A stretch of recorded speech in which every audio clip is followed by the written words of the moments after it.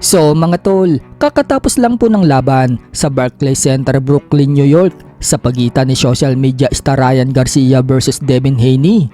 Panalo po si Ryan Garcia by a majority decision, pero napabagsak ni Ryan Garcia si Devin Haney sa round 7. Pagdating ng round 10, bagsak na naman ulit si Devin Haney. Pagpasok naman ng round 11, muli na naman bumagsak sa pangatlong pagkakataon si Devin Haney. Pero kahit na panalo si Garcia, hindi pa rin po siya tatanghalin bilang world champion dahil lumagpas po ng timbang si Garcia sa weigh-in ng 3 pounds. Ang mangyayari dyan mga tol, mababakante lang ang titulo ni Devin Haney. So pinalasap nga po ni Garcia ng unang talo si Devin Haney. Bumagsak na ang record ni Haney sa 31 wins and 1 loss, habang umabante na ang record ni Garcia sa 25 wins and 1 loss. Sa kabilang banda naman mga tol, mukhang may paparating pong magandang balita sa former 3 Division World Champion Janrell Casimero.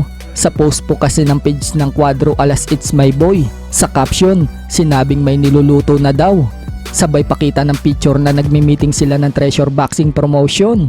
Dagdag pa ni Casimero sa comment section mga tol, iiyak umano ang mga bashers. Bukod dyan, shinare nga din po ni Casimero ang post ng isang page na ito na sinasabing mapapalaban daw ngayong taon na ito si Casimero.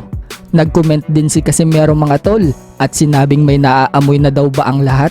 May bali-balita din mga tol na nag-uumpisa na umano mag-ensayo si Cuadro Alas. Hindi lang umano nito pinapakita ang training niya.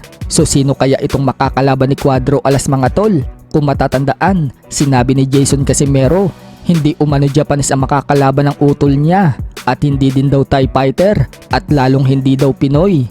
Sa ibang banda naman mga tol, mukhang tuloy na nga po ang laban ni Terence Crawford kontra sa WBA Super Welterweight World Champion Israel Madrimov.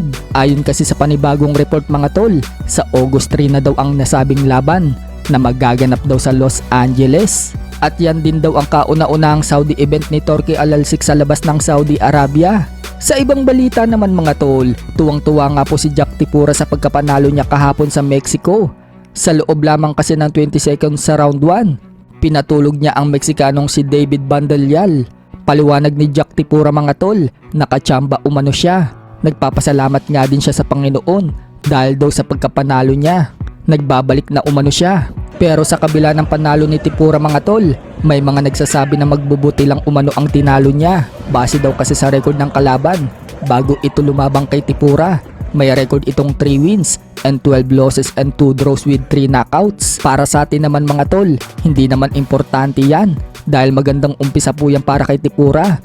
2 taon po kasi siya mahigit na nabakante. Bukod dyan, 2 beses pa lang siyang lumalaban sa loob ng 4 na taon. Kaya hindi magandang ipalaban siya agad sa mga dekalibring boksingero.